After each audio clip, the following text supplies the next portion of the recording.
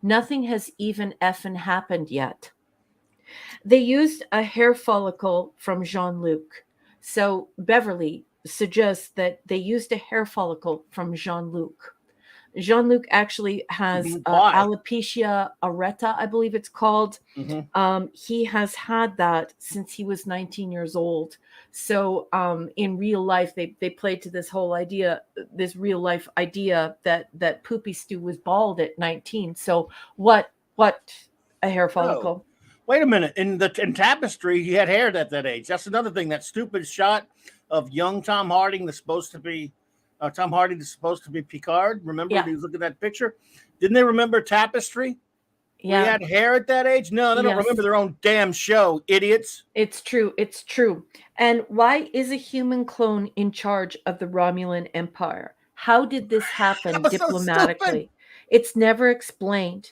The conversation about it is entirely empty. We do not know how the Romulan Empire decides that after the wholesale slaughter of the Senate, the disintegration, literally and figuratively, of the Senate, that a human clone is put in charge.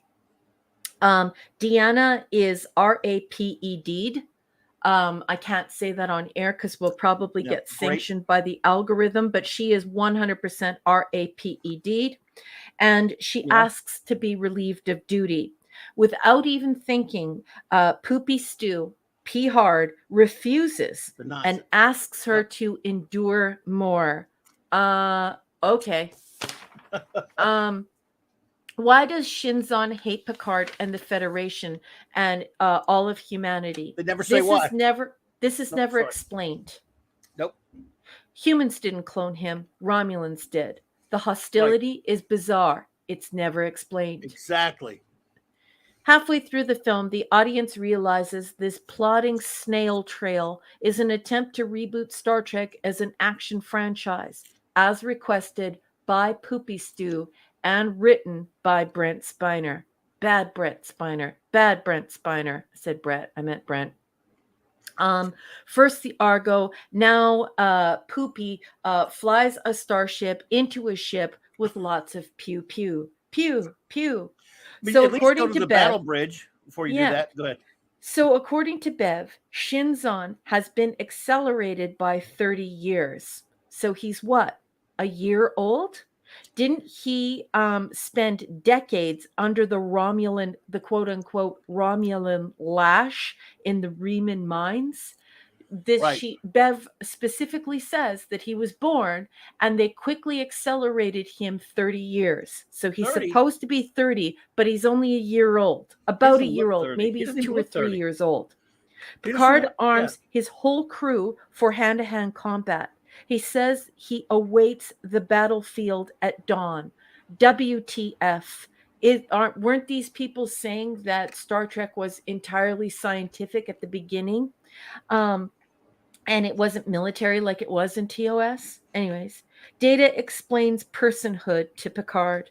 That whole scene where Data explains personhood and dreams to Picard, like Picard isn't a human being, is so weird that it makes me laugh. Like I ugly laugh out loud. It's so stupid. They have a move called the Shinzon Theta. I know English people in North America say theta. It's theta. Anyways, they have a move called Shinzon Theta. But Shinzon is a clone, sped up 30 years, who's lived his whole life in the dilithium mines. Meanwhile, Tom Hardy looks 25 years old. So when, pray tell, did he become so practiced in battle that the Romulans and Remans named a battle pattern after him? Remans have nails so long they can't press the buttons on their ship. Hand-to-hand combat, never breaking a nail. The Housewives of New York City or the Real Housewives of New York City TV show would be interested in seeing their nail technician. It takes 7 minutes for the Thalaron weapon to load. WTF. 7 minutes? Just blow them up. Shinzon is trying to be a ripoff of Khan, this bio bio, genetically modified person. And B4 is the Genesis burial. 100% Brent Spiner ripped off the idea of making B4 the Genesis burial. None of us feel any danger in losing Data. So why do they kill Data? Then I wrote in yelling all caps, look, it's a bird, it's a plane, it's super Data flying through space. Then I put, they killed Data for no reason. And those are all of my notes. Boss man, are you there? Or did Oh my God. Oh, I was muted for a second there. it's a bird. It's a plane. It's Data. It's super Data flying through space. Dun, dun, dun, By the dun. way, Max, did you say you sent something? I don't see anything yet, buddy. Did you? But yeah, it's just so damn stupid. So bad. First of all, they did say something about he and the Remans were fighting in the Dominion War at some point. That's how they got their. I don't know. They were fighting in that for a little while for some freaking reason. I don't understand anything about Shinzon, about how old he's supposed to be. Yep. It's a weird conversation that makes no sense at all. There's a flashback that shows him as a kid. Send it to my email. Okay, I'll have to check. Thank you, sir. I got you, buddy. Thank you. I found it. So they showed a flashback as him as a child. Yes. So I guess he spent a lot of years in there. I mean, if that's the case, if he'd spent from when see when we see him as a child, and then if he just grew up at normal speed, but you said they accelerate him to 30, right? I don't remember that part. I may have been zoned out. Let me go get the script and I'll read the script, because there's some people that are like trying to make excuses in the chat, like he was supposed to be accelerated, but he wasn't. That's why he's dying.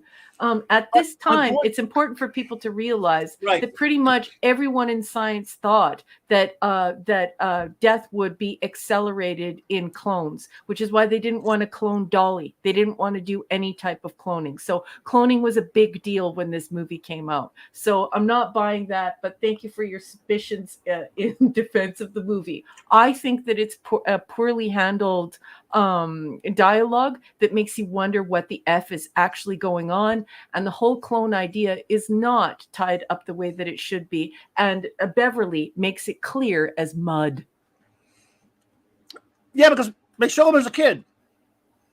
And then that was years later that he spent, he was in there for 10 years or something, they said.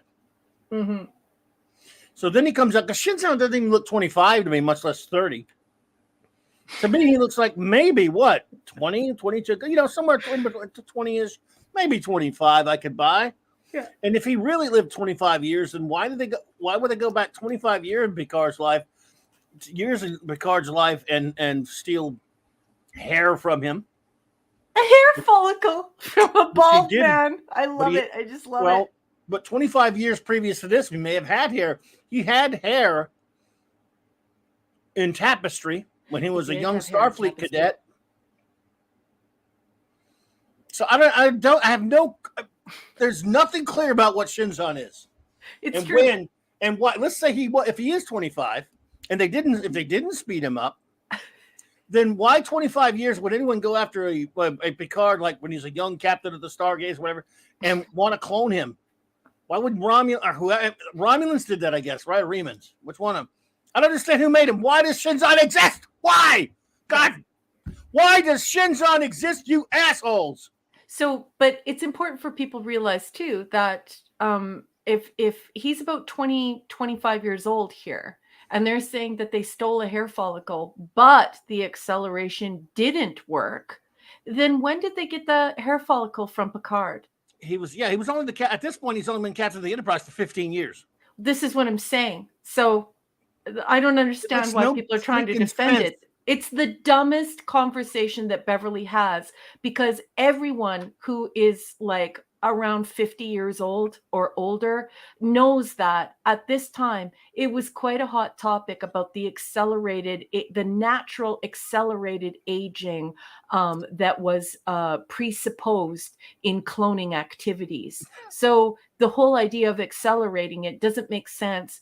Jean-Luc has not been on the Enterprise for that long. He hasn't even been, I don't even think, how long has he even been a captain? Years. Like, no, he was probably 25 years ago. He was on the Stargazer. Yeah. So, and you can read. I won't put it up there, but you can look at what Claude Parrish his explanation for it. While I say thank you to the great Eric K for this super chat. You're too kind. Appreciate you for $2. He says, I cannot tell, Clobby, do you like this one or not? I'm on the fence. It's okay. It's man. No, it's not. All right. So, number one, what is your rating of this? Well, at least it's the last one. Oh, this crap fest. What is your rating of Star Trek Nemesis? Well, obviously it's an F because I think it's really super stupid. Either Shinzon is 1 year old or he's 20 years old and he's supposed to be 50 years old. And apparently somebody took a short and curly from him when he was on the Stargazer. I just think the whole movie is just dumb. And I think it's a terrible attempt to emulate the original actors who made sure that their careers were taken care of by writing careful stories. And this was not carefully done. It was just annoying and dumb. It's incredibly dumb. Well, it's an F. I give it an F, bunch of F minuses. You can all start writing your reviews now. While you're doing that, I believe that having to suffer through this movie, you should all. I want you. If I would give you all a Tootsie Pop since I have one myself here. A great one, thank you. I'm going to have a Tootsie Pop on this because I deserve something to ease my mind. And I will have number one. Will start on our starring, and I will bring us some Max Redstone entertainment. How about that? Maximum Redstone. Well, Maximum Redstone is at it again, folks. Come on. Give it a second there. Says it loads up. Come on. I don't know what the hell's happening to my email here, Maxer. Come on, dude. No preview. It's an MP. Is that an MP3, Max? Whatever you sent, this StreamYards can't take an MP3. It only takes MP4s. So I don't know what it is, buddy. Oh, some really good comments coming in. So funny. Please accept this. Okay, but thank you for that. I'll take a look at it though, Max.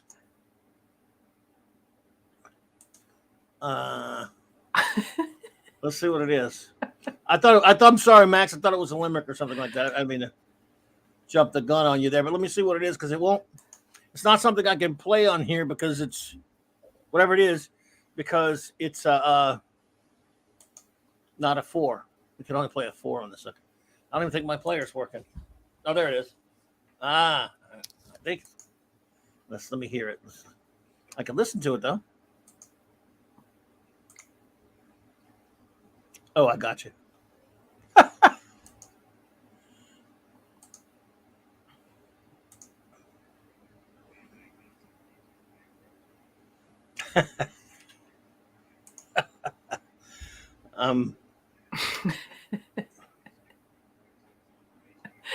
Oh, some of these comments are just awesome. Just love them. How we doing? We have dead air. Well, so what are we doing? We're waiting for Max Redstone? Well, Maximum Redstone. This is Max. Max, thank you for making that. I can't play it because it won't play. I can't. They don't. StreamYards only plays 4s, buddy. So otherwise, I would. But that's okay. Don't worry about that, man. I appreciate what you did. I listened to it there. So, but you don't worry about it, brother. But I appreciate that, though, folks. He said it's so bad he couldn't even come up with a lyric for it. Well, I don't blame you, brother. So continue the starring number one. And I'll get started. Yes. But thank you, Max. I appreciate that, buddy. You've got nearly 40 on deck. All righty then. Let's see. Gwagnar says, "Great F. Why does this movie exist? Not to entertain people, obviously. It is just to feed the ego of Patrick Stewart and Brent Spiner at this point." Yep, totally agree, Gwagnar. Yes, sir. That's an accurate comment. Oh, there we go. A bunch of the notes that Stewart and Spiner gave for Any Erection seem to have found their way into this movie to its further detriment. Yep. Indeed. What a way to say goodbye. Yeah, well, no kidding. The Romulans and the Remans, really? The Romulans and the Remans, really? I'm surprised that the villain was called Shinzon and not Caligula or Nero. Good one. Yeah. Which they couldn't resist using in 2009. Yeah. True. Ugh, that's true. Life's too short for me to ever watch this movie again. Right? Glad I'm right there with you, pal. Yeah. Absolutely. The wonderful Wendy Webb says D-. We decided on the good, bad, good sandwich. Good. It's the end of the TNG. Bad. The writing, the acting. We ran out of vodka. Good. The soft spot on my forehead caused by TNG can finally heal. Wow, Wendy, Yep. nice. Yep. I agree, Wendy. Oh, shite. Now I want a sandwich. Thanks a lot, Wendy. Yeah, me too. Damn. I got it, but I have to settle for a Tootsie Pop right now. Mm-hmm. There we go. Tootsie Pop time. Zathra says F-. Thank God it's over. I'm going to hit my crotch. Whoa. How'd that? Whoa, sorry. That's the chat acting It weird. stopped Sorry. right on that. It's doing it Did again. it again. Why'd that happen? It's doing It's it when gonna I'm start. hitting the stars. There's some weird stuff going on with the chat tonight. Just stay patient, folks. He's gonna. Well, just ended with me saying I'm gonna hit my crotch. Everyone, well, with a crowbar. That's a Zapper saying it, not me. Although probably not a bad idea. It would be better than watching this movie. While reading about the Smoot Hawley Tariff Act, I don't know what that is. Way more fun than this movie. Crap. Wait a minute, Zapper. Are you trying to insinuate this for some reason? Crap.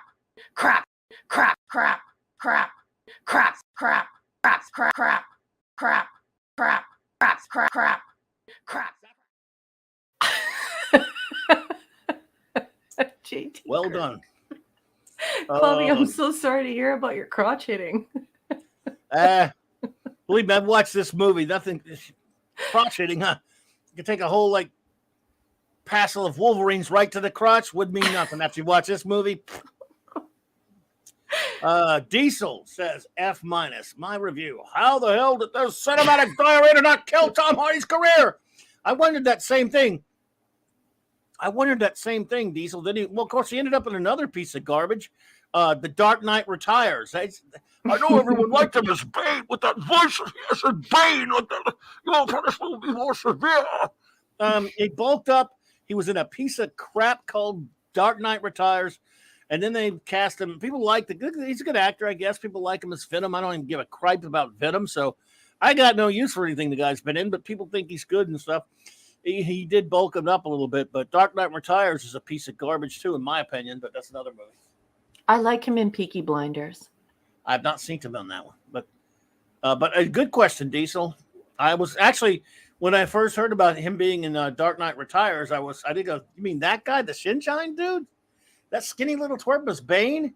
And even though he pumped up, he still he didn't get in the Bane level. But that's...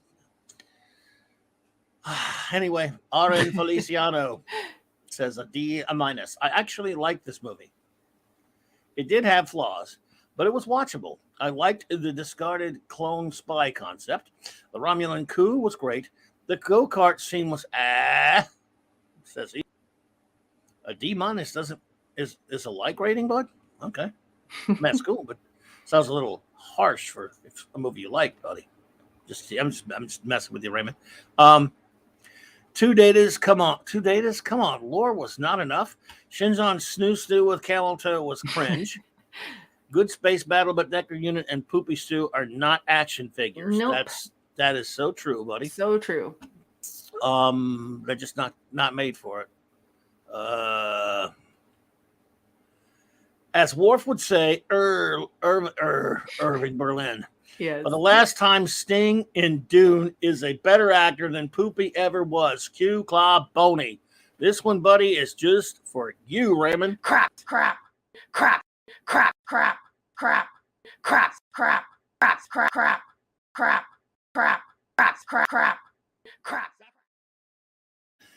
Thank you, Max Redstone, for the $2 super chat. It's the Crimson Permanent Assurance. Thank you so much, buddy. I appreciate you. Let's see here. Okay. Oh, D. Bud Martin says that he can't stay up a minute longer. He's exhausted. So All right, he's going D-Bud. to bed. Good night, D. Bud. Thank Later, you buddy. so much. Take care, sweetheart. Have a good weekend. Hungry Boy says, F minus. Shinjan was a 1965 sea monkey. I love how you use comic stuff. It's as if Red Letter Media's attempt to try Wish.com Shakespearean scenery chewing with broken dentures. Yep. Wow. That's a very good visual. Can I read it like Mr. Plinkett again? Tried to watch this 3 times. Got so bored I started doing dishes and chores while it was playing. All it did was make my kitchen clean, and I had to bring my son home out from jail. Oh. Mr. Plinkett, remember his son was... never mind. Okay. 10 again, man. Pleasant Valley. Dude, what are you drinking? Jesus, man. 10, buddy. I'm just messing with you. I'm just picking on you. 10. He lives in wine country. He lives in an area of Canada where some of the finest wine in the world is made. C plus says Pleasant Valley Vicar. I didn't expect much, but enjoyed it. Sorry. No, wait. Got to stop you right there. There's no sorry. Don't apologize for opinion one way or the other. Like what you want to like. You could have said, I enjoyed it, so bite me. You could have said that. And that's better than saying sorry. Because it's cool, man. You like whatever you want to like. All opinions are welcome here. Well, if it were filth, we might. But we'd just pick on you, but still, He's drinking bourbon, boss. Okay, well, just checking. Anyway, so no sorry, dude. No apologizing. Ever. Don't want anyone apologizing for their opinions around here. This is CT. Yeah, you don't have to apologize. This is the clobberverse. No, we clobber. We don't apologize. That's right. All right. Started badly with the total cringe fest of the Camel Toe Riker Unit Union. When Data began singing Blue Skies, I thought I'd hurl. Whoa. So bad. Getting the old Yellow Lies is back, right? Getting the positronic signatures in Picard, deciding to investigate with only Data and Worf, and not even thinking it could be dangerous or stupid. Mm-hmm. Concur. When they landed and Picard was totally into driving his souped-up golf cart at high speed like a moronic teen was beyond silly. No argument there, brother. No argument. Then off course, they got ambushed by tons of hostiles. No worry, though, as Data remotely flies their ship and they drive off a cliff and land in it perfectly. Sure, totally believable. Yeah, that's the kind of crap I'm like, look, it's fine in a silly action movie. The Star Trek's not supposed to be that dumb holes. But, what do I know? I'm not in Hollywood. When they get sent to Romulus, I thought it got interesting. I found the idea the Romulans had gotten Picard DNA and created a clone was intriguing. That's one, dude. I hate it, but I hear it. I just don't. They did not properly explain it for me, buddy. Found Tom Hardy's performance interesting, says Pleasant Valley, our buddy Pleasant Valley. And let's see here. He had a complexity, and even with a script with little to work with, he made his character work. At first, he seemed reasonable, but soon revealed he was a madman damaged beyond reclamation. And that was kind of part of my problem with it. He started out like, okay, maybe there's some depth to him, some con to him in a way. And then it just turned into the driveling I'm gonna kill you, bad guy type. It's like, yeah, whatever, dude. I'm gonna drive the stake through my own chest. Grr. Hard. The scene where Picard tries to tell him he can be a better person, even with a bad past, was actually very good, and it's a good message. I thought Stewart was good in that scene. Okie dokie. I enjoyed the battles. I enjoyed the battle scene. The Romulan ships helping Enterprise was cool. Picard ramming the Enterprise into the scimitar maybe made no sense, but I don't care. I enjoyed it. Well, that's all that matters in the end. Hang on a second. Data sacrificing himself to save his crewmates was touching. I shed tears during the scene where they toasted Data. Last scene, Picard talking to B4, and he began singing Blue Skies was lovely. And since they had done a transfer of Data's memories to him earlier, it was like Data was still alive and B4 might grow. Message of we can grow and be better spoke to me. Well, thank you for that fine review, and there's no problem with any opposing opinion right here, unless you like the filth. Then we have got nothing for it. Kidding? Well, not kidding. We do hate the filth, but I mean, if you like it, we could be nice to you. Well, to a point. Kidding? Kidding. The great Kal-El says, F-. Nemesis was aptly named, since the movie's primary enemy seems to be the viewing audience. Yes. While watching Reeker and Troy wedding scene, it was obvious that none of the cast wanted to be there anymore, and were simply there for the paycheck. Boy, oh boy, is that true. Picard and his away team off-roading on the desert planet is the second dumbest scene of the TNG movies that I've ever seen, especially in a future where transporters and shuttlecraft are readily available. Absolutely. The conversations between Shinjan and Picard were uninteresting to say the least, and did nothing to get me. Oh, God, dude, that's another thing for me, Kal-El. Those scenes are boring. And there was nothing compelling about his Hardy's performance for me. I just couldn't stand it. Invested in the plot or even care about how the movie would end. I was somewhat saddened by Data's demise, but honestly, this movie was so mind-numbing that I began to envy Data by the film's end. A disappointing ending to a mostly lackluster film series with the TNG crew. Mm-hmm. Yes. Yeah, I didn't like the conversations between the guys either, because, at one point Picard says something to him like, oh, well, we have the same soul, we have the same mind, we have the same heart. And it's just like, no, dude, like, you have the same DNA, but like you're trying to ignite the nature versus nurture debate here. And he doesn't have the same heart as you. You remember that fight you got in with a Nausicaan? You have an artificial heart. It's been replaced. You had a heart, then you had an artificial heart. It crapped out, and you got another artificial heart. Aren't you aware of that? Anyway, I just thought that the conversations between, the clone and Poopy were horrid. Terrible. JT Kirk says F-. I have to skip past the Troy draping. It's not cool and not Trek. It's odd that Klutzman stole this movie plot for 2009. It was Jar Jar Abrams mostly, though, when it was such a turd. It's also, it's almost like he never watched Star Trek. Yeah, exactly, buddy. It's true. Exactly, buddy. Let's see here. Shooter says C. Better than Interaction, but only if you zone out and go to the same places, to the place that enjoys Stallone and Schwarzenegger movies. Dumb action. Yes, sir. I understand that. I hear you there. Scotty's here. And I really liked what Pleasant Valley Picker said. This was a very nice thing for him to bookend his comments. He said, I didn't think it was a very good film, but since so many reviews are so negative, it wound up being better than I expected. So I understand his rationale there. So thank you, BC. Hello there, Scotty. Hi, Scotty. Welcome. The thing is Pleasant. I get that a lot of reviews are negative, but if they There's nothing wrong with a negative or positive review if it's coming from an honest place. So That's it right. never makes me want to go. Like if I hear 50 people say something's bad, and then I watch or read it or whatever, and I agree that it's bad, I'm not going to go, well, they all hate it. So someone needs to come and say something nice about it. I mean, if it's just be honest. If you like it, fine.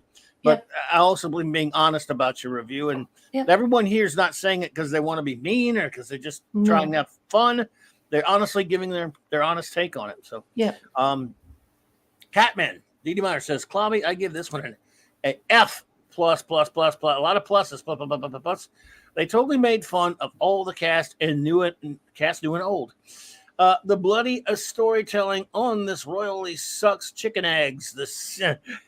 They should have let the chickens tell the story. They pretty much were a bunch of chickens. Thank you, the Catman, a.k.a. D.D. Myers, my friend. Appreciate you. Yeah. The great Bronze Rachel Eric K says, F. They randomly sent a positronic signature to find a data clone. Is this something with such a strong signal you could find flying through space? Data at full power can be tracked any place. Yeah, that's a very good point. And Eric? there is a special note that I included there on the way that Eric's comments are ordered. I hope you can see it. Anyway, just keep on going. I'm sorry. I don't see anything there. Okay. This random chance of finding the clone, which they happen to be in the right place, right time. Then they just happen to be the only ship around. What a convenient ship. How convenient. Why was CC Cameltoe piloting the ship? How come the Enterprise did not bounce off the Scimitar shields? We have seen ships bounce off shields before. That's an incredibly good point. Another good point by the great Bronze Wrencher. The Scimitar had double shields at 70%. The weapon takes one solar day to employ. Wow.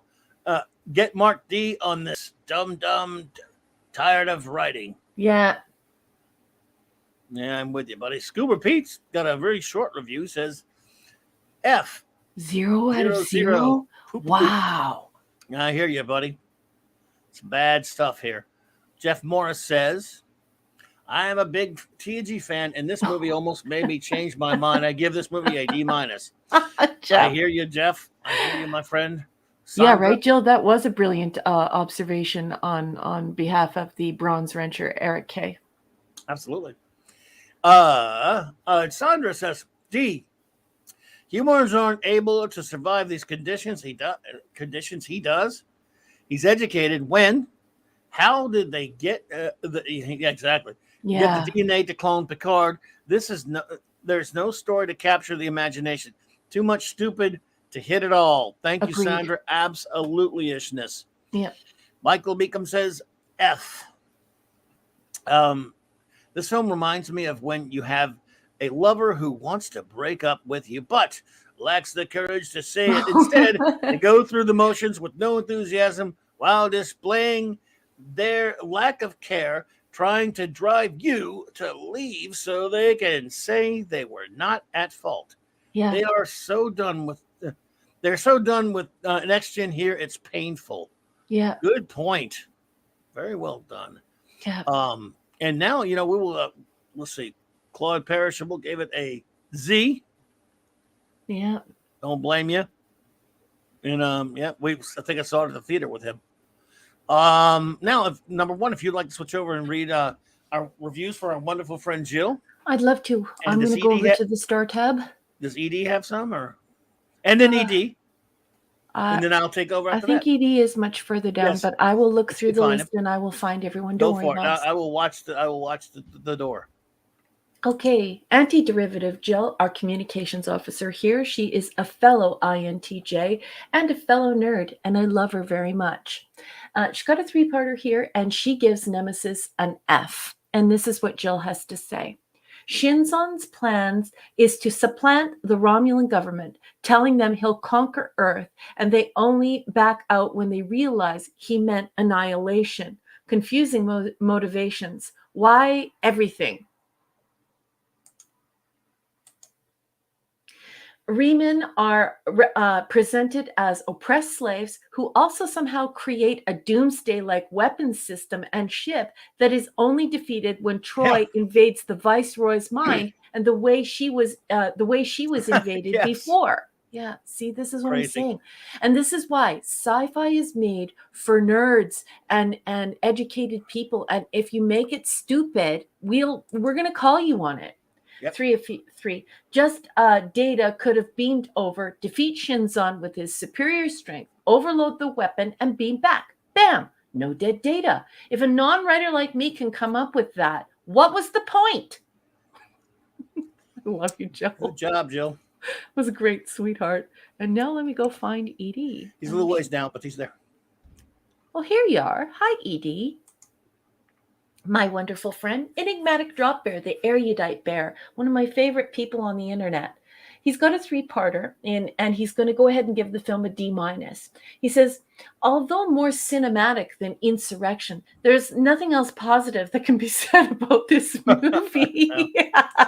Indeedishness. The basic story premise relies on cloning and DNA. Sciolisms? I'm unfamiliar with that word, leaving us with a haphazardly decorated hot mess of incongruent, shambolic nonsense. And then, indeed, 3 of 3. Why wasn't the Enterprise's remaining 4% of phaser energy deployed against the Thaleron weapon? Data's death was not only contrived, worse, it was pointless. And another thing about that Enigmatic Drop Bear that bothered me is that the Thaleron it had a physical presence, so it had a cloud. So I'm not an astrophysicist, so I'm not able to impart any wisdom in this regard. But for me, I was just thinking to myself, wow, imagine how much of that concentrated Thaleron radiation that took the form in, basically turning people into dust was, floating around in space everywhere, this giant green cloud. It was another issue that I thought was weird. Anyway, I'm going back to the live tab. Thank you so much, Enigmatic Drop Bear. I loved your comments. Thank you so much, Jill. You both are just brilliant. I love you both so much. Thank you. Great stuff, buddy. Wolfie says, rating D. I watched this in the theater and I was cringing so hard my jaw hurt. Sorry, Jerry. I love your work, but that music to open this did not work and set the tone for this turd. Yes, I love Jerry Goldsmith. This is not his finest work. He was getting, I think a lot of it. To be honest, at this point, his son was doing most of the stuff. Really, it was Jerry Goldsmith was really kind of not doing much at that point. Still, I hear you. The shite winds are blowing. This film does start out perfectly for a showcase of poo with a funeral. Yeah, try to explain how the hell that was a wedding. Yeah, exactly. At least we got to see Wussy Crusher. Ugh. At least they cut his main scene out. The writers think you, the viewer, are dumb. Want to know who Picard is unless he is bald. Let's see, so are dumb. Won't know who Picard unless he is bald. Oh, I got you. Even at age 18, and that we have seen him twice younger with hair. Yeah. Yes, sir. That is correct. And these are idiots. Yeah. These are what they were doing is they were following. Harmon knows better. Well, they were following through with the fact that Poopy Stew, like I was saying earlier in my notes, they're following through with this idea that Poopy Stew went bald at 19, and so he's been very open and honest about that, and it has been a cause for discussion throughout his career. So they just ran with that. And that's why I thought it was so funny when somebody put in the chat they grabbed a short and curly from him. They should know better. Anyway, funny. Into the garbage chute, fly boys. Yep, Star Wars reference. In Star Trek, are you effing kidding me? Wheeled vehicles when you have mastered flying and hovering vehicles with weapons. The clone rule of acquisition number 297. Once you have their pubes, you can clone them. Wow. I need to check my Ferengi rules of acquisitions. Oh, that was 6. Oh, they were backwards. I'm sorry. Let me get your one before that. Trying to find something good. The new Romulan Valdor warbirds are kind of neat. Hey, those new Romulan uniforms are way better than TNG. They even have TOS colors. Sorry, I got them backwards there, Wolfie. Eric K says, Raquel, use my second number 4. I'm okay. I think I got it right. Okay. But I just wanted to make sure that I put that up there in case I got it wrong. Zathra says, Terrafacts are fun reads by historians like me. Okay. Yeah, I thought you should know that. I did not know that Zathras is a historian, and it is absolutely great to have a historian among us. I would also like to welcome Master of the TDS. Welcome to the crew. Master of TDS. Oh, I see you all the time on Twitter. Welcome to Clobbering Times. I don't know if I've seen you here before, but welcome, my friend. Good to see you. Where are we? Oh, okay. Amanda Bear says, C+.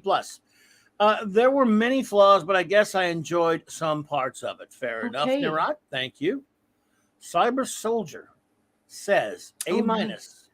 A-, guilty pleasure. The final space battle, one of the best in Trek movies. The idea of nurture versus nature with Picard and Shinzon and B4 and Data.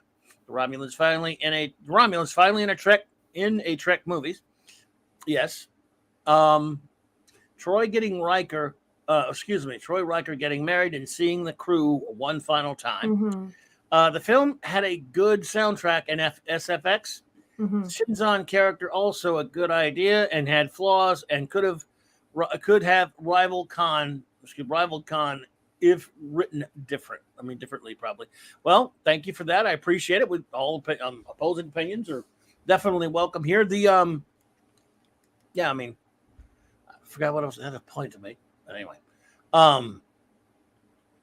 Claude Paris says A. If by A you mean anal warts. Claude. You started that one, so it's your fault. Well, sometimes I read them. Sometimes fine. I just, when they all come up, I make sure I star them if I see a rating. Yeah, no, I'm just kidding. It's fine. Eric K, thank you, buddy, for another super chat. I appreciate you, my friend. $5 super chat. He says, do not apologize. Clobby likes Wesley, and Clobby and Mark watch the film and enjoy it. Masochists they are. True enough. Thank you, buddy. I really appreciate that, Eric. By the way, did anyone see the deleted scene that was on the DVD with the new first officer? That's actually kind of a fun scene, but they cut it out of the movie because we can't have any fun. I got the Nemesis from a pawn shop, and a person came to my house to fix something in my house, and the repairman saw the film on the table. This was 2002, 2003, maybe, and said, "Oh, that's Nemesis." And I said, "Yeah, you can take it." He says, "No, I couldn't possibly." And I said, "Oh, yes, you can take it. Take it. Please take it." He's like, "Really?" I'm like, "Yes, take it." You know how weird that is? You know why that's weird? Why? Because I saw it in the theater and I was like, whatever, but I didn't really hate it as much as I do now. And I bought it as soon as it hit DVD. And then I brought some friends that came over to watch it. And I really didn't. I liked it a lot less. I didn't like it at all. In fact, when I watched it again, we watched it. And the butterman says, "Well, I guess I got to go get the DVD." I said, "No, you don't. Here you go." I'm not kidding. I'm not making it up. We did the same thing. This is right after it came on DVD in 2003, whatever it was. I said, "Take it." I have no interest in it. I don't care about it. I'll never watch it again. I'm telling you, this is why everyone says you're my Star Trek soulmate. I 100% think you are. Indeed. So we both gave our copies away. We did. And I mean, I insisted. I was like, look. But I like what Steven said to me. Raquel, did you hate that repairman that much? Yeah, wow. Abusing a repairman. Jeez. Madam Outsider says, D for da. So a clone that isn't the same species as the original. Did this film have a science advisor? No, of course not. Nope, it didn't. Finishing last movie review. Picard on Viagra planet had short runtime. I beg your pardon, boss. I just have to interject to let you know that a person named Masters Maniac Mexico just walked through the door. So everyone in the crew, please say hello to Masters Maniac Mexico. Hey, I don't believe we've had the pleasure, but it's great to see you here. And thank you for stopping by. Welcome to CLOBBERIN Times. We also found out Decker Unit's face was not as smooth as an android's bottom. The actual nemesis appeared briefly at the Troy Decker wedding. Wesley also aren't Betazoids have naked weapons. Wesley also aren't Betazoids have naked weapons. Yes, I'm not sure how that's worded right. I can't really. Anyway, Chris Persia, the great Chris Persia, thank you, Chris, says F. They already covered the idea of cloning in the second season episode, Up the Long Ladder. They did, honey. There's actually the title, Up Yours, the Long Ladder. Yep. Yet those clones lived natural lifespans. Yep. At least the great action adventure star of the aughts managed an appearance. Not. Poopy Stu forgot to go to warp when he pulled a Haldo maneuver. Oh, God. Oh, bad Last Jedi reference. We could have been spared his last adventures. His later adventures. Yeah. Later adventures. Yeah, that would have been. I'm with you. Thank you, buddy. The great Max Redstone says or says, or however you want to put it. Demolition Man handled driving in the future a lot more sense, a lot more grace, and a hell of a lot more cinematography. Pillory them all. Pillory them all. Ooh, yes, indeederishness. Thank you again, Eric K. for the $2 super chat. This is mailing Clobby a DVD for Christmas. Not saying what one. Well, you can always use another coaster. Enigmatic Drop Bear had something else. I say, yes. Is it seal? Is it a seal? Silim? Yeah, but in the first one that he rendered, it had an S in it, so a second S. So a Siolim instead of Sealism, which is what I think he put up first. But anyway, here's the explanation for everyone. Okay. Basically means lack of knowledge. Well, that's me. So the heart of the thing was predicated on an ignorance of its basic tenets. Well, thank you so much, Enigmatic Drop Bear. Appreciate you, buddy. There are over 1 million words in the English language, and so many of us use so few of them. So let the dictionary reign. Expand your vocabulary, take advantage of those accumulative connotations, and use precision diction, and enjoy language, enjoy communication. That is wonderful. Thank you, Edie. Folks, this is a landmark occasion. What? I don't know, landmark, get it? No, sorry. Because we are now upon our final review. I'm taking no more reviews now, but I do have a super chat from the great Wolfie. Thank you, Wolfie. He said for $5 says, one last positive. Seeing the E in Dry Dock was a nice throwback to TMP, and he had the music, even had the music right. This movie is otherwise uncorkable diarrhea. Oh, I'm so sorry for doing the ugly laugh in the microphone, but that was pretty funny, yes. Wolfie. Now, folks, for a landmark. Again, Mark, get it? Sorry. All right. We are now upon, folks, I'm taking no more reviews. On our last review, not only of tonight, but of all of the TNG crew. Yeah. And that honor falls to whom? Our great friend, Mark D with the C, our chief engineer. Yay. So this is our final review of anything to do with this crew. And then he gives it a D. Okay. Some decent acting by Tom Hardy. Can't save the Clone Saga. Mm-hmm. Comic book reference, folks.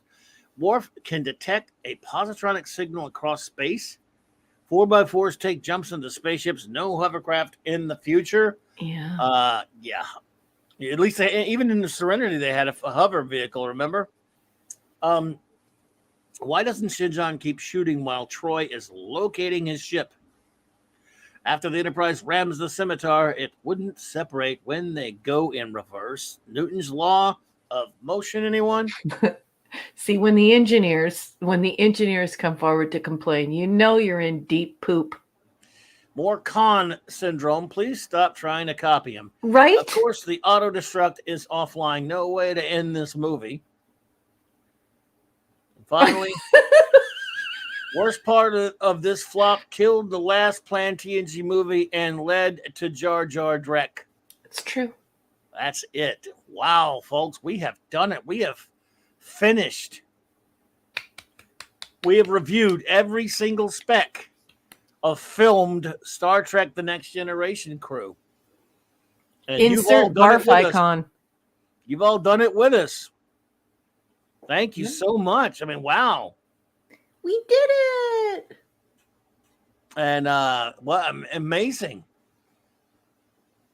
Just wow. Now we stand upon the threshold of Star Trek Deep Space Nine.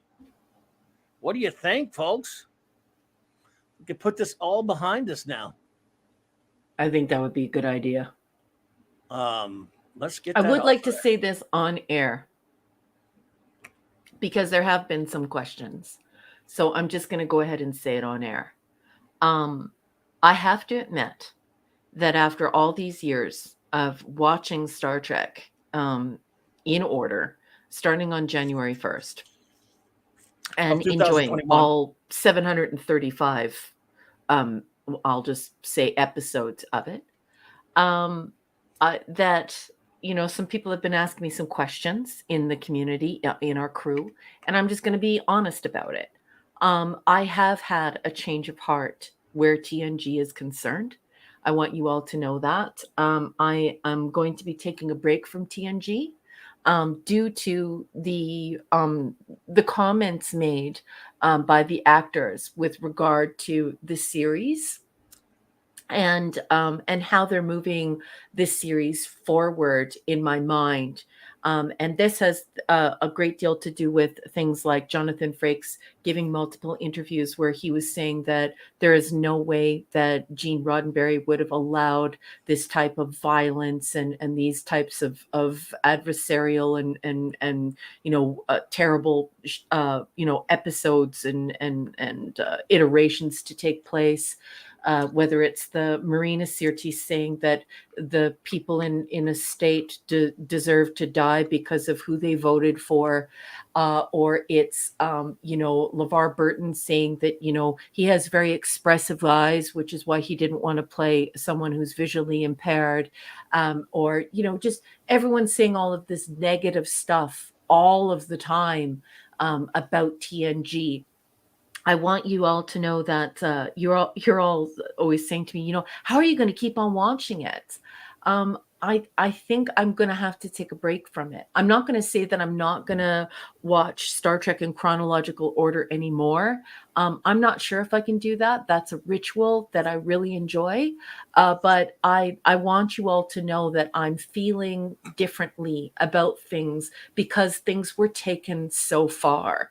You know, just the comments are they're truly outrageous, and to be open and honest and say, you know, I that they hated their job, they hated this series, or finding ways of painting that picture for us without coming right out and saying it together. It's just created this slurry of negativity and ungratefulness and this sort of disdain for Gene Roddenberry, for Gene Roddenberry's fans, for all of that. I'm happy that the review is over. I want to thank you all for participating in it with me and with Clobby, and certainly the rest of our crew. But I want you to know that that is a fact. I am changed by seeing the vitriol, the terribly hateful comments made by these people in the context of their own lives and in the context of their contribution to Star Trek. So when people are like, "Oh, well, you can't separate the actor from what they made," No, it's not quite that simple. They have literally said horrible, horrible things about their participation in Star Trek. And they've also said some really, really terrible things. And regardless of where you stand politically, you saying those things in public, I think it was unethical. It was immoral and unethical, and I can't abide it. So I want you all to know that. I can't make a decision right now. I'm not willing to make a decision. Oh, I'm not going to watch it. I love Star Trek, but I do have my heart toward TNG has been changed. Well, I'm with you right there. I don't know. I'm having trouble watching it again. I'm so glad to be done with it. For a lot of reasons, and those are amongst them. Before we say hello to our great chief engineer who's joined us, we answer a few people. Hey, buddy, welcome. Let me answer a few people really quickly. Jill, yes, I'm counting the emissary as one. We're going to do 4 episodes. I mean, that's 1 episode. It's not 2. It was originally aired as a pilot, I believe, if I remember right, and I think I do. So we'll just call it 1 episode. It's a little bit longer. We're going to we'll review 4 episodes next week.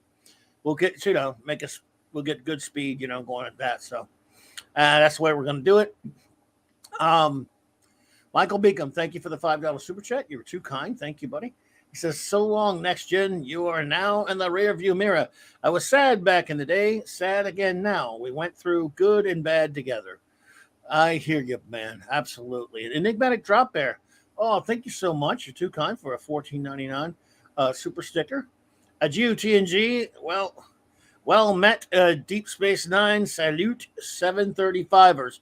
Enigmatic drop bear, thank you so much for that. You were too kind. I really appreciate it. And love you. We're all excited now to be on Deep Space Nine. Yeah. It's going to be great. So Jill puts up there, yes, our episodes next week will be the pilot, the emissary. Let's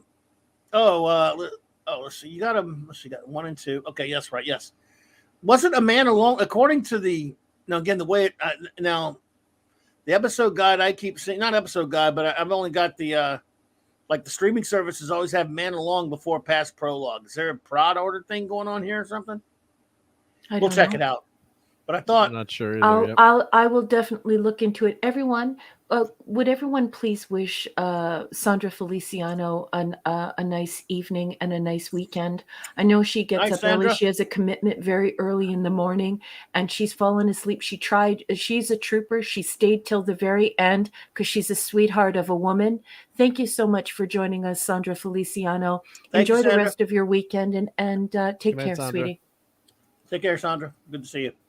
So yeah, folks, we are leaving TNG in the dust, and we are moving on out to the Daenerys Belt, 5 hours outside of Bajor, right at the wormhole. But we do get to see Captain Poopy Stew next week, though, right? As was it Ragnar pointed out, or someone in the chat? Oh, he'll be there, but still, it's fine. Yeah. So, like I said, I jumped the gun a couple weeks ago. I was so excited to watch this. I'm gonna go back and start again, but I just needed something to watch, some comfort food for the soul, something Boss, like yes. May I please be excused? Excuse me for 1 second. I'm so sorry to interrupt, but Stephen M is saying, would it be all right if I cite a source for part of my review of Insurrection in the chat? Do you have a wrench, Stephen? Would it be all right if I cite? Oh yeah, let me give him one. If he doesn't, honey, it's okay. I think Kal has one, doesn't he? If you have a wrench, honey. Go ahead and do that. Let's see if he has a wrench. If he doesn't, he gets one. I mean, he should have one. I can't remember now. I gotta check, see if he has one. And absolutely, Stephen M., you know how I feel about in-text citation and sourcing and resources. I absolutely love it. Making this academic and bringing those, what the cool kids call receipts, into the conversation is more than welcome by me as an academic. I love, love, love it. Bring it. I think he has. I'm trying to find him. Does he have a wrench? Yes, he does. Yeah, he does. Do it. Yeah, do it. Go for it, man. Yeah. Yeah, go for it, Cal. That's great to have sources. Yep. Yeah, source it away, brother. So, welcome, Chief Engineer. Thank you for having me. Yeah, it's a very, very busy night. I'm prepping for an away mission, so of course, I then I took a break today from all the work I was doing, and I started watching Insurrection, and Oh boy. I started to fall asleep. Oh But my God. Good the night, funny Wendy. By the Good way, night, Good night, Wendy. Wendy. The Thank funny you. thing about this movie was it's the first Star Trek movie I've ever been late to in my life. You know, I missed like the first 10 minutes. I don't know Which how that one? happened, and Any just Rexford or Nemesis? Nemesis, Mhm. and Thank so you, I Jill. got there. My friend and I were like, "God, and we're big. You know, both of us are big trekkers. Like, there's no one in the movie theater. There's no like you didn't have to wait online anymore. That's why you knew from Insurrection, the movie before, like in the old days, with the original crew, you had to, wait on before you could buy your tickets and save your seat. You'd wait out on the theater for like 4 or 5 hours and hang out with people. Like Star Trek 4 was the first person online. Like I got the best seats, but that was part of the fun. Like Thank you, Jill, for the $5 super sticker. By the way, good. Thanks, Jill. Yep. And there's no one there. So, like you, I bought the movie, and I'd never watched it until this year. I own it. You got to just buy all the Star Trek stuff anyway. Mhm. And I never watched it till this year. I'm like, I got to see the first few minutes that I missed. And then I think I got into it, like when my friend Bill and I got in the movie. They're like, why is Picard driving a 4x4? What the heck is going on in the future? I mean, they would have some kind of cool vehicle. And I would have liked to have seen the captain's yacht again. Everyone, Yeah. I'm sorry to interject, but I must, because that's my job around here. Our good friend Diesel, that sweet guy, we just love this guy.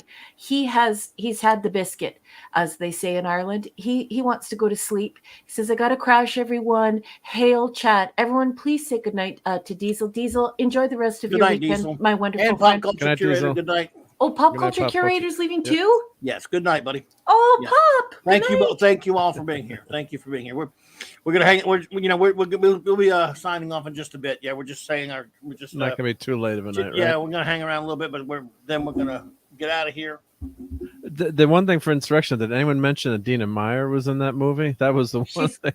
Didn't mention, but I love her. She's beautiful. Yeah, so that was the one thing I forgot to mention in my review.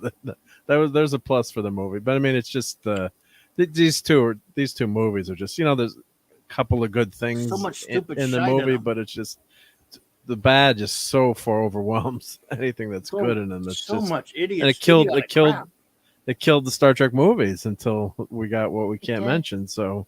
Well, Nemesis did the worst out of all of them. It barely broke even. Where the rest of them, they really did make a lot of money. Like 9 of the movies made decent money, and the TOS movies made excellent money. But it's just the thing that, and I said that at the outset, the next generation people, they never made a film. They only made these terrible episodes, and they crapped the bed every time. And people caught on to it. They realized that the films were not a theater movie experience, and they weren't even going to try. And so by the time they got to Nemesis, it, like I said, barely broke even. Let me tell you what part of it is.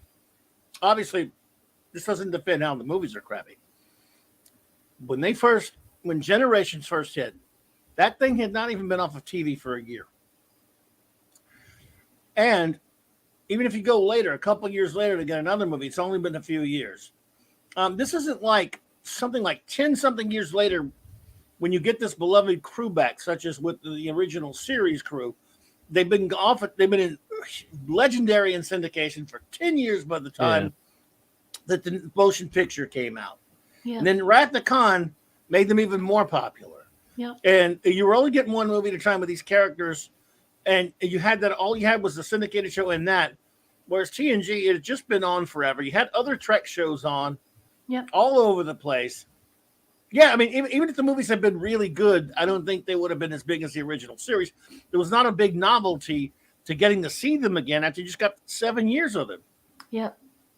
It'd have been, even if they were really good movies, it'd have been like, okay, but they've got so much of them. So what you're saying is IP fatigue. You think that they flooded the market with too much. Isn't that funny? Because that's what the filth is doing, boss. The filth is also doing that.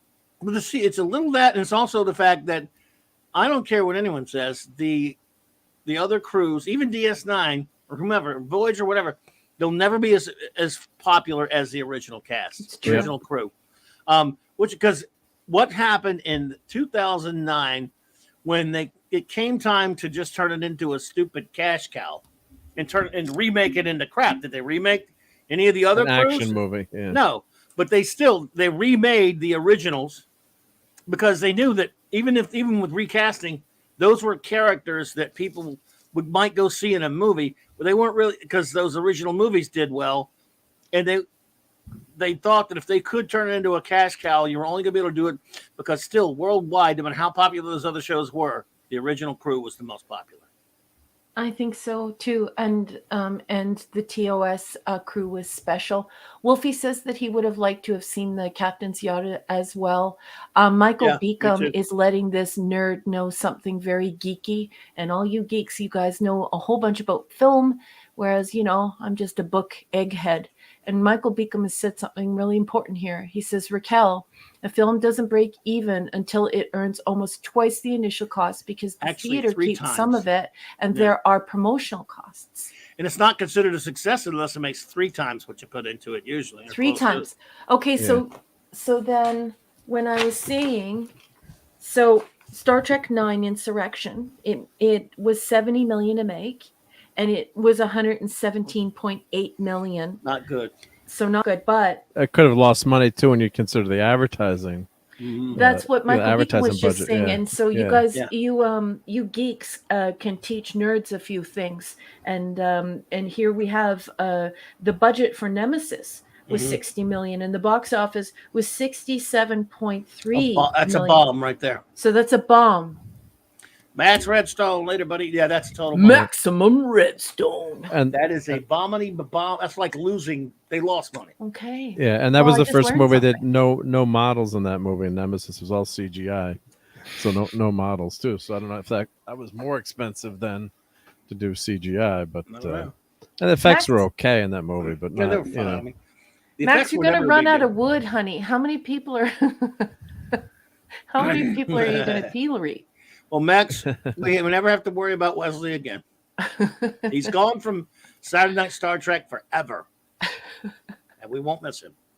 And you have to go out to the forest and chop down these trees to build all of these devices in which we will, capture their hands and their neck and have them standing awkwardly. You know something, everybody? The original series, obviously, because I admit I'm partial to the original series, no question about it. TNG is something I watched when it first came on, and I never really was the biggest fan of it. Now, back in many years later, I went back as I was much older, went back and watched and liked a lot of the episodes, but I was never in love with them. And of course, they come along with a lot of things that number one was saying earlier about them sort of being tainted by all these horrible, rotten things that they've been saying in person, these actors and stuff. And I do believe into an extent of separating the art from the artist and stuff like that. However, they make it pretty difficult. However, another thing is, even if I'm able to compartmentalize that and take it out when I'm watching an episode of TNG now, which as you know, I've liked some episodes and I've given some good reviews to some of them. I watch these. Picard's okay, but I'm a Kirk guy.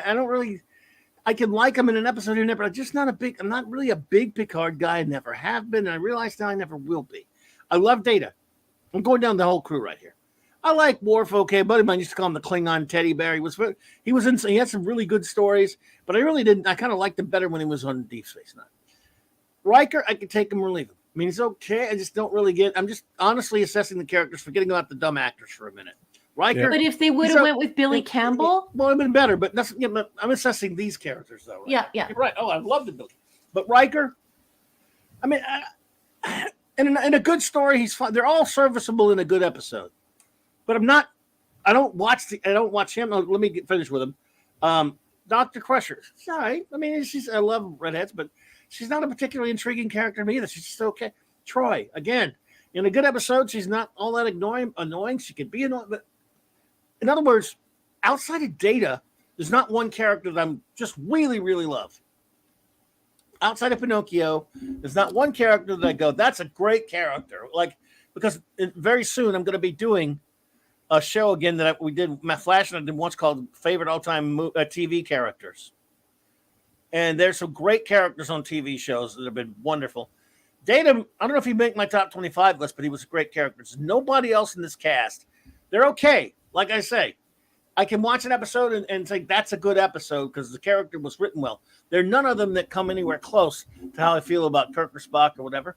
Okay, let's just before I finish, switching over to Deep Space Nine for a second. Obviously, we're going to be talking about that show next week. I like every single character in this cast, and I mean like them a lot. To love them. Are they the original series? Not for me, but I love them. And I can watch them. And when I watch an episode, if I watch a lesser episode, I love the way this show portrays life on that space station. I really, all these characters are very well written. They're all really good actors. And it's just, let's go back to a show called Firefly. I thought that 9-person cast, every one of those characters are great, and I really loved it. It was too short-lived, as we all know. But that's a good show, not because of so much of the great stories. It's the great cast. DS9 has a cast that works beautifully together, and I can watch even a lesser episode and maybe criticize it and go, I love this show because I like all of them. If you put a show in front of me where I like all of the characters, I love it. Enterprise, I love almost all of those characters. I think I love all of those characters. Voyager, I like one or two of them. I'm not excited about any of the characters. So I'm telling you, with me, when you get an ensemble, a good cast like that, I can even forgive a bad episode and at least get something out of it. Yeah. TNG didn't have enough strong characters for me to come away from an episode to be more forgiving. So I'm glad I'm done with him. I love Data, but even he got annoying. They used him wrong. So I'm done with them, and I don't miss them, and I'll never miss them. But the writing on TNG was not very strong because, they did a lot of rehashing from TOS. And, Lord Thoth and I were standing around going, yeah, we watched this already. It was done better before. And then there's all of this in TNG where they're borrowing so many of the episodes from classic literature. And we're seeing, them trying to use Dickens and trying to use Oscar Wilde and they're rehashing these ideas, and they're taking all of these ideas from other writers and they're trying to reshape it into something else. And it doesn't work. The writing is not strong enough, and the characters are not strong enough. And the thing is that if you love TOS as much as I do, and you believe it's one of the most beautiful things ever put on television, like I do, if you're ready for DS9, you have to be able to make the shift from ideas to interpersonal stuff. And if you're willing to sign up for that and look at these characters and their struggles, and it is science fiction, but there's more of an interpersonal spin. If you give yourself over to that, you will definitely enjoy Deep Space Nine. But definitely something has transpired here. We've gone from the ideal being hard science fiction. Let's call up Isaac Asimov. Let's have all of these science fiction authors write stories. We'll bring in teleplay people to turn it into a TV show. Then we get TNG, where we don't really know what to write, so we'll just try and redo everything that they did in the original series, and then we'll borrow from a bunch of classic literature and see what we can come up with. And now we're about to embark on Deep Space Nine. Good writing. There is a great deal of good writing in Deep Space Nine, but it won't be as much hard science fiction. It's going to be different. But you know what? I'm willing to give myself over to it. I am every time. I love it. It's nice to watch. It's a lot of fun. Zachariah, hey. But you know what? Zachariah. You know what, though? It does have the universal, like we've already talked about, that if you can't watch anything if you don't want that anymore, because you're going to get it in every show no matter what. But Deep Space Nine, it does have standalone stories most of the time, especially early on. And it does deal in interesting, it does have there's some episodes that are pure science fiction. There are other ones that aren't as much. But they have a concept here and there that is still, it deals with, science fiction doesn't have to be all hard science fiction if it's in that setting, and it shows you something that you could only see if you lived in a science fiction setting. That's right. And it does a lot of that too. I mean, they deal with a lot of Star Trek ideas on the show as well. But Yep. it's people that I like them all. Yes, they Yep. they do different stuff, like a lot of Quark stuff, and it's dealing with different. But even that, in a sense, is a science fiction concept because it deals with the Ferengi in a more fleshed out way. And the whole idea of what goes on with the Ferengi is something of a science fiction concept. It's not like pure science, hard science fiction, but they have a lot of episodes that deal with And that it's kind of good stuff. soft science fiction. There's good Yes. soft science fiction here, but the writing is a lot stronger. Although it's Right. different than TOS, but it's important for people to It realize is. this, and it's important for us to table this, because I don't want anyone to come forward and say, "Oh, Clobby and Raquel, they're hypocrites. They say all this stuff about TOS, and they say all this stuff, and but they like this and they like this." There are reasons for that, and it's important for people to understand how we transition from each iteration of Star Trek, and how the changing of the guard affects the way that it's written, what's being written, and why we like it and why we don't like it. And so, yeah, I will always think of TNG as the worst writing in Star Trek. It's I terrible agree. It's writing. all over the place. I think yeah. Voyager might be worse to me. Oh yeah, Voyager is really bad as well. Like Voyager's, it's really stinky. When it comes to Voyager, I'll go through the characters. I don't have to go through the characters of DS9 because I love them all, and I love all the ones on Enterprise. And I love all. Look, obviously, it goes without saying, I love the ones in the original series. So, Voyager, another problem. Let's see. I'm not the biggest Janeway guy, to be perfectly honest. She's okay. I'm one of the few that kind of likes Chakotay a little bit. I mean, no, I never liked him. Yeah. See, I kind of liked him a little bit. Tom Paris was always a disappointment for me because he could have. I was expecting him to be the badass. I wanted him to be a little bit more of the bad boy that they kind of presented him to be, and then didn't really work. I wish he'd have been that same character from that episode of the first Duty, that the same act that he played. He should have been. He never was that character for the rest. He should have been that guy. That would have been more interesting. I like the idea that some of the idea with the Maquis and stuff like that. Although the whole thing was a big plot contrivance, it was a gimmick. They couldn't just be another ship exploring space. They had to be 76,000 light years out there. Whatever. All right, let's see. But forget about that for a second. We'll talk about characters.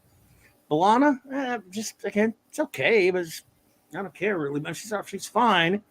I can't think of anybody. I love 7 of 9, which came along later. I actually started to like her a lot. But other than the Doctor, who is just Doctor's the best, so terrific. Mm-hmm.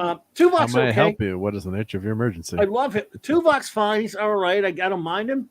Neelix can be annoying. I never was a big Neelix guy. Oh no, Neelix! He's so annoying. Oh no. Cass. I mean, and God bless him. The guy's a good actor. But it was like, yeah. But how about Tuvix? Tuvix? No, but Cass, no. Cass, no. yeah, again. And she's 5 years old or something too. What was it? Yeah, more of this crap. Ocampa. But the Doctor is sensational. Any episode that even if it's a dumb one that relies on the Doctor is always just wildly entertaining because Robert Pickard is just terrific, and especially the ones when he's the Barclay ones. But I'm not a big Voyager guy. I went back Dwight and then Schultz. I love Dwight him. Schultz is the best. I just want to grab a hold of him and just and hug him and just put little smooches all over his little forehead. He's just a little cutie patootie. And I love the fact that I don't know what influence he had on his character, but he does genuinely act like a nerd. He doesn't act like a geek. Right. He doesn't act like a dork. He doesn't act like some like awkward guy you don't like. He is 100% exactly what a real actual nerd is like. And I love him. Oh, absolutely. He's fantastic. He's fantastic. Howling Mad Murdoch, yep. But the Voyager, by the way, I went back and binged it all a couple of years ago. It's at its best, a fairly watchable show. There's an episode here and there that I think are really good. And it's not the filth or anything. It's watchable. And there's some, like I said, it's not that far off from TNG, which I think does have better episodes. It's a better show, I think, as far as some really great ones. But it has just a lot of clunkers, as we just found out by reviewing all 7 seasons. But it doesn't have the quality level of any of the other 3 shows, and I will defend Enterprise on that. I know a lot of people don't agree, But I love Enterprise, and I think it's a far better show. Not that it's perfect either, but I love those It's characters, great. and I like it way better than I love TNG And it's a or return to Voyager. ideas. It's a return It's to about Star ideas. Trek, yes. Yeah, and that whole idea about ideas, like scientific ideas and ideas about what futurism is about and what extraterrestrial life will be about. For me, it offers like impenetrable shielding for the minor issues that exist in that series. Because, of Agreed. course, everyone knows I write soft science fiction. But I love ideas because ideas are episodic, and I like having an episodic relationship with science fiction. It doesn't always have to be that. That's not what I'm saying. What I'm saying is I enjoy TOS because I like short stories. I love Edgar Allan Poe. I grew up like worshiping him. I thought he was a genius. I've always loved all short stories. I love it. And so for me, when we get to Ant, it's a return to those ideas where things can be episodic, and it leaves you thinking, oh my goodness, what if you did do something with an alien and you wound up getting pregnant and you had no idea you were? And so Kind of for funny, me, like, actually, yeah. people get so horrified and offended by that episode, and me, I like, I I thought it was love kind of it. funny. Yeah, I think it, amusing. for me, I actually, I'm not even sure if I find it funny more than I find it incredibly brave, Oh incredibly yeah, yeah, yeah. beautiful. And imagine, like, I love dudes, and just watching a dude go through that, like, I don't know, I love the ideas and the strangeness of it, and the fact that it is so strange to the human beings. And that for me is very, very special science fiction. Idea episodic short story science fiction is just, it's so sexy to And I me. like that. I love it. That's why in the third season, didn't wish they hadn't gone there with the Cindy arc, but there were some great standalone episodes in that. Even though True. It plays a lot better when you stream it back to back to back too. I have to say that third season, just because I just rewatched it. So when you watch like three of them together at once, kind of that story, it's just a lot better in terms of playback. But yeah, Enterprise was a lot better rewatching it than I first I'm one remembered. of the few that loved it from the beginning, but I hear you. Yeah, and Voyager I haven't watched since it was originally on, so it's going to be So interesting. bad. I remember just waiting every week. I plopped down my TV dinner in front of the couch, and I told them Star Trek's on. I'm watching Voyager. So, but I haven't watched it in is it 20 years now? How old was It'll be a Voyager? new experience for you. One thing, let's our buddy Cardinal Sin, because he was thank you, Cardinal Sin, for that little story. He says I was at a Star Trek convention, and my brother and I shared an elevator ride with Robert Picardo and Ethan Phillips, and Picardo sang us a song, and he has an amazing singing voice. I've heard he does, so that's pretty cool there, man. I like that. Nice guy. Awesome, yeah. So so you've been that long since you've watched it. That's what you're saying. Wow. Yeah, I don't think I've watched an episode of Wow. Voyager. It'll be like a new experience for you since it was out. And the joke I always tell too is when the missus walked into the living room and she's like, "What are you watching? What is that on the TV? What's that girl wearing? Are you?" I'm like, "Those are implants, her Borg implants, Oh 7 my of God. 9 with the cat suit." She was like, "What's on what's on right now?" Yeah, but that outfit was ridiculous. Yeah.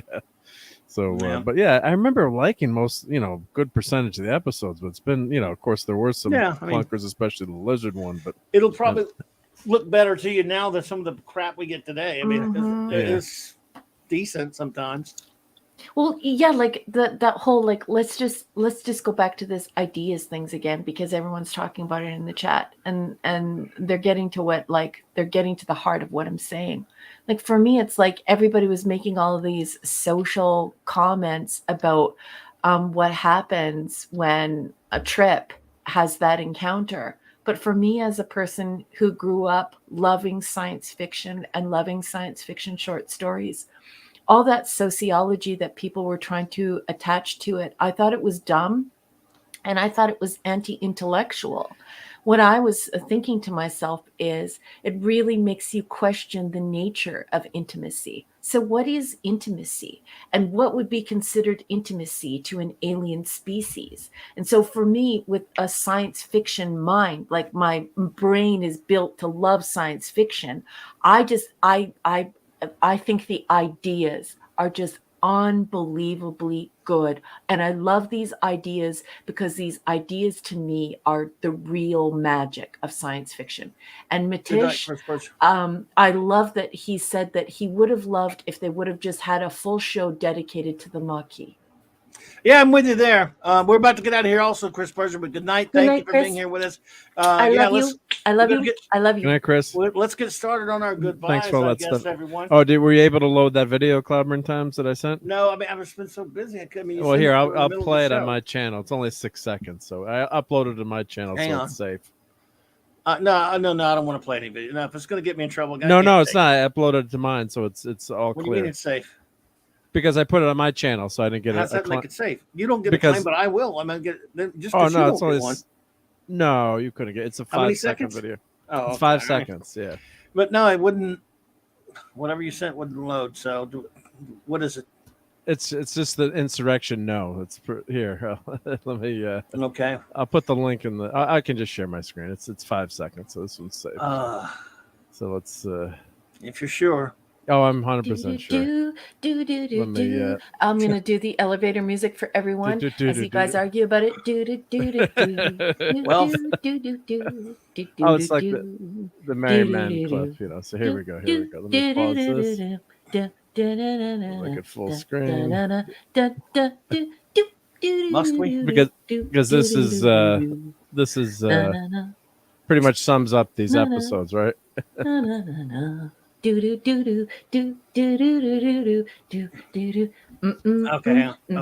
gotta add it. All right, cover your ears, everyone. This is loud. It's loud.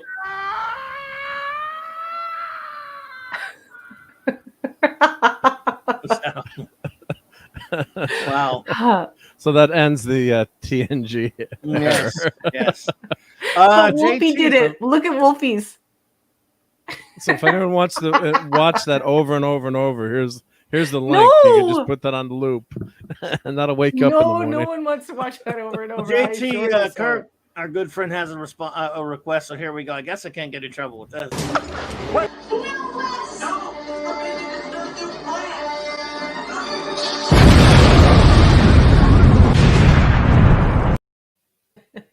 Yes. I have had enough of you.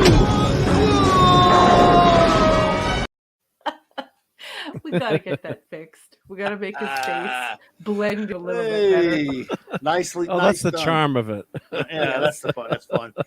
Oh my goodness. Well, everyone, let's see. They love the Wesley blow up video. I love you guys very much. It literally took me like 5 or 10 minutes to make. I whipped it off really fast, and you guys love it. I keep using it. I do show notes, but I don't really have any. We're just going to be on Monday night, Mark C. Comics Talk. But a week from Monday night, Mark Diaz with the CS will join me to do this. Good stuff. Clobby's Comics Classic Comics Review. We'll be reviewing the Incredible Hulk thing, Big Change Marvel graphic novel. And then on August the 1st, the great J-Man will join me to review Batman number 321. And so that's that. And now, Cardinal Sin, you can get the first video on my channel. I made that blow up video, blow up Wesley, and the second video you can get from Mark D with the C's channel. Indeedishness. So, just want to say, there's no Sunday Night Geekery because I'm going to be on an away mission. So I'll be back the following week, and I'll be on the clubhouse. So taking a short little jaunt. Not to the negative zone, but right.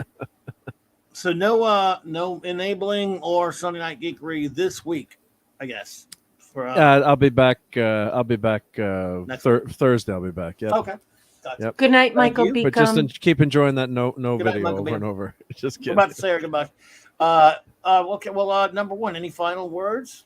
before we get Yeah, on I our want to thank goodbyes? everyone for being here tonight. Thank you so much for your wonderful conversations. I think it's amazing that you put so much effort into these reviews and getting into this very difficult medium, this YouTube medium chat thing, and using it to its maximum value by creating these live conversations.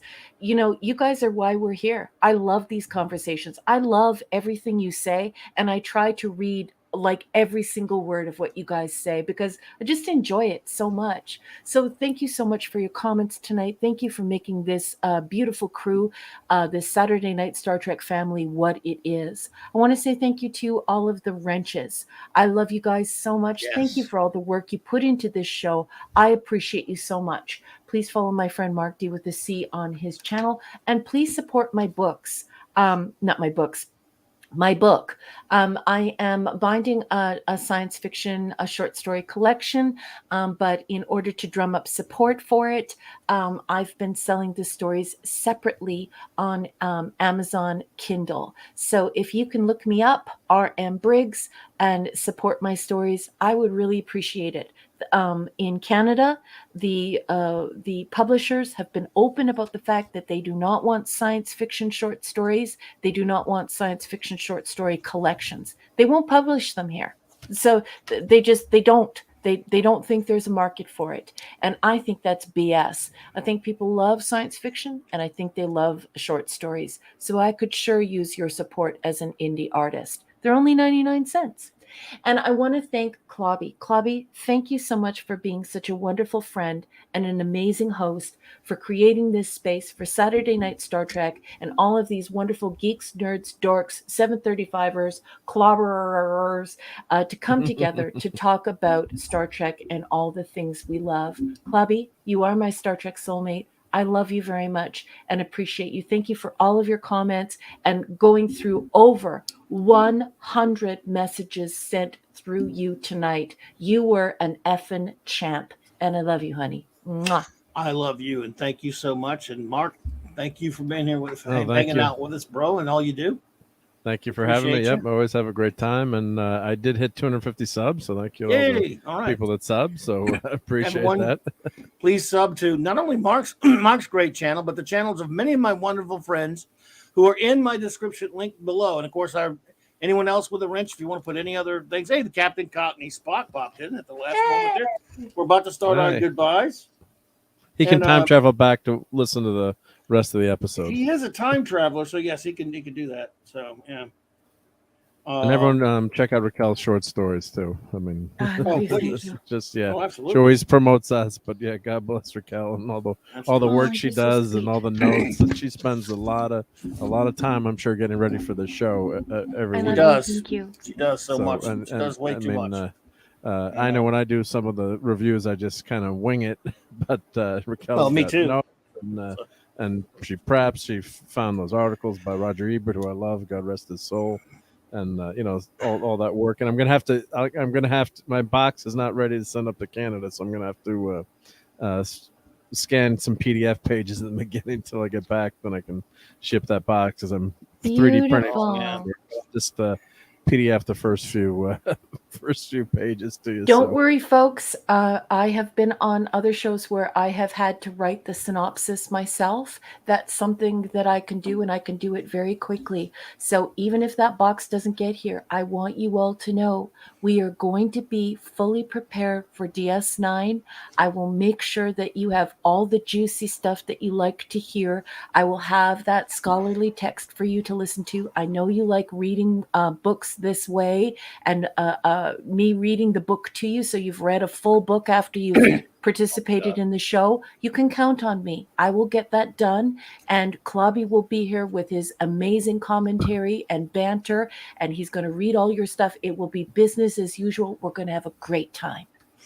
Thank you all so much for being here with us tonight. Now for our goodbyes. Again, because we like this, what we do here, of course, for those who don't know. First, big shout out to everyone who is watching this later on a rerun and a download.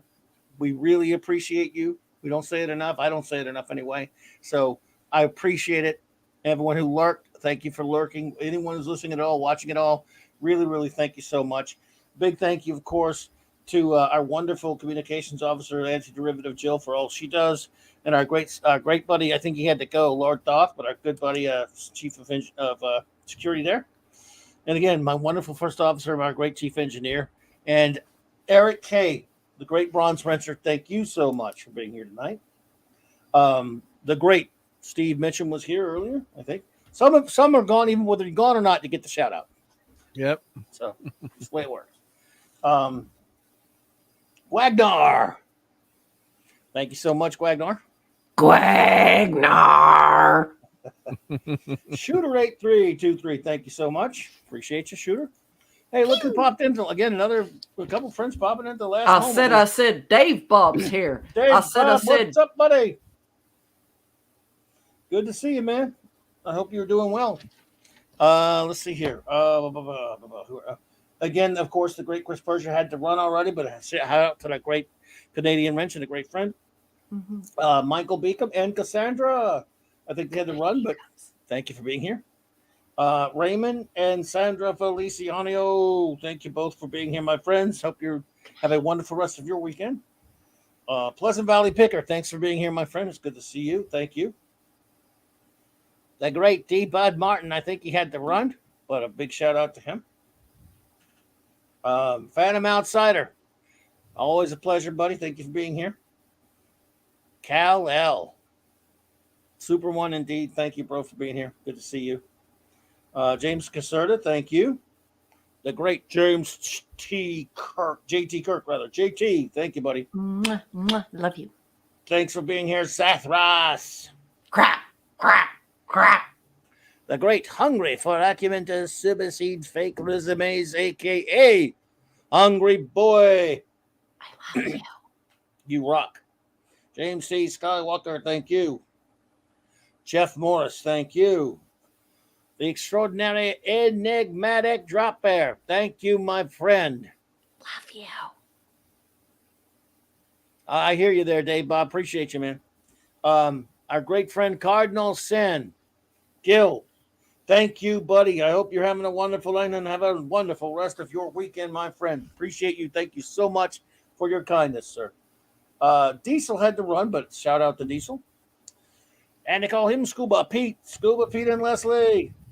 Good night. By the way, shout out to Lady Thoth as well. I know they probably Lord. I think he probably had to leave, but you know, shout out to them. Monkey Jeebus, thank you. Jeebus. Monkey Jeebus. In Theater, thank you for popping in, my friend. Great to see you. Dad Man and the Dad Clan. Good to see you there, Dad Man. Buddy, I hope you're doing well, buddy. Our great friend Tyrell72. Tyrell, thank you for being here. Great to see you. Sending our love to you, Tyrell. Hope you didn't work too hard tonight. Indeed. Pop Culture Curator had to run, but shout out. Good night. Our great buddy Pat S. was here earlier. I hope you're doing well, buddy. Shout out to you. Our old buddy Wolfie. Wolfie, thanks, buddy. Great comments tonight. I love you. Bye. What she said. The lovely Wendy Webb. I think Wendy had to run, but Wendy. I think she left. Yep. Good night, Wendy. Indeedishness. The great Just Joe Jobber, buddy. Thanks for being here as always, man. Mr. Angel, the chef. Thank you. Night, chef. The Catman, a.k.a. D.D. Myers. Thanks, you. And I hope you and your lovely wife and family are doing well. I love you guys. Pop Culture Republic, thank you for being here tonight. Good night. Mark Lerseth, thank you for stopping by. Appreciate you. The Comic Relief Crusader. Thank you, buddy. Hope you're doing well, man. Mazarus, take care. Indeed. The great master of Limerickness, Maximum Max Redstone. Maximum Redstone. Our old buddy PJ with the great Orville Nation. Please seek his channel out as well. Thank you, PJ. The great Larry. Hey, Larry. Look. Thank you, Larry. He's a nice guy, so you can say his name twice. I prefer to say his name thrice. Larry, I love you. Have a great weekend. By the way, our friend Captain Cockney Spock, and please seek out his channel. If anyone can get a link to his channel, Jill, if you have it or whatever, if you could, please. He's doing a stream later, and he's talking about time travel, or maybe he's doing it in the past, and we don't know. We don't know what time zone he's in. But please go, if you haven't already, please go subscribe to Captain Cockney Spock, and please check out his stream that he's doing a little bit about time travel. Ooh, that Yeah. should be interesting. Doesn't he hate time travel? He hates it so much he loves it. Okay, well, I'm going to be quiet because I make the goodbyes too long, but I do think that's hysterical. So yeah, you guys need to listen to the captain. Go find Cockney Spock's YouTube Indeed. because that's There going it to is. be a Jill just put rantosaurus. it in. Yeah. Thank you, Jill. Thank you for that. Is Oh, I love Looper you, his new Jill. Thank favorite you. movie? Yes, this is Just- his favorite movie. Matesh Desai, thank you so much for being here. It's You lovely to were meet great. You have wonderful opinions, and I'm so happy that you're here. And I hope you'll join us again. Indeed, this is Nerd Out and an Axe, Amanda Bear, my friend. Thank you for being here with us tonight. Excuse me. Mistral Niblick, also someone I've not seen before, but welcome. Thank you. I think Hope you had we met fun. over at Dimcots. Yeah. Palame's Minion and The pepperoni, the pepperoni. Zax was here, the Hulk villain. Good to see you, Zax. Hey, Zach. Cyber Soldier, have a wonderful night. Rob Altus, thank you so much for hanging out with us. Oh, as always, Rob, thank you for being here. You were terrific again tonight. Mr. Tickle Trunk was here. Hey. He was sweetheart of a man.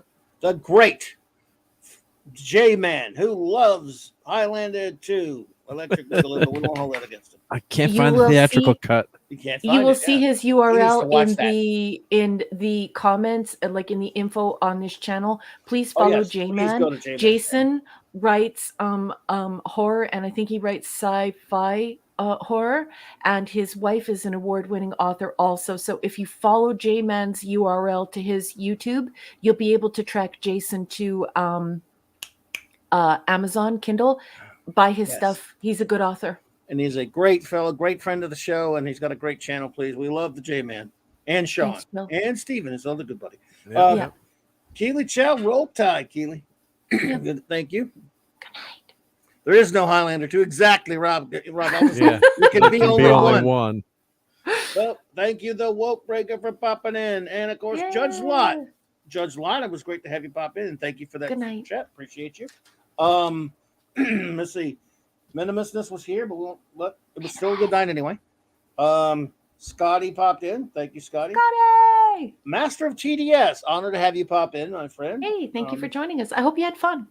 Indeedishness.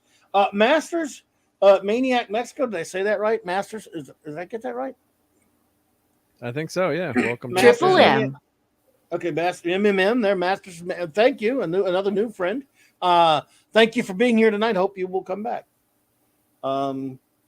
Zacharat popped in at the last moment there. Thank you, Zacharat, as did again the aforementioned Captain Cockney Spock and Dave Bob all popped in, and that covers everybody. I hope we didn't miss anyone, and I want to thank you all again for hanging out with us tonight on Saturday Night Star Trek. Please have a wonderful rest of your weekend and join us. Well, I'll be throughout the week. I'll be Monday Night Mark C Comics Talk. Wednesday night, I'll be Wildcard Wednesday night, and of course, we will have Clobby's Clubhouse. I don't know if Mark will be here, but we will I'll be be here. back for that. Yep. Okay. I'll be back for that. So Yep, there we yep. go. The triumvirate will be there. That Clobby's Clubhouse, all same Clobby time, same Clobby channel, and then next Saturday night, the beginnings of Star Trek Deep Space Nine review. Yo, we had a clapping, like an applause. And the crowd goes well. Yeah. I'd make that real. There we go. Yeah. So, my friends, thank you so much again. Please enjoy these important messages and then end credits. Have a wonderful rest of your weekend and clobber on, clobberers. Good night, everybody. Good.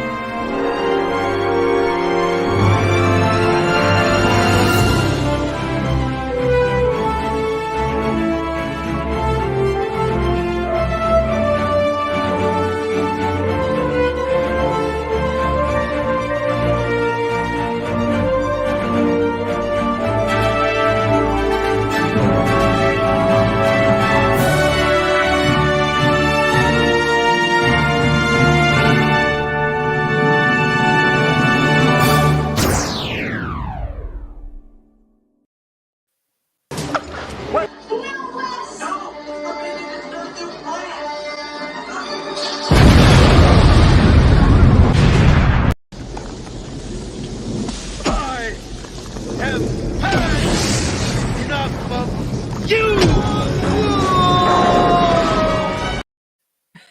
I protest. I am not a merry man. Crap, crap, crap, crap, crap, crap, crap, crap, crap, crap, crap, crap, crap, crap, crap, crap.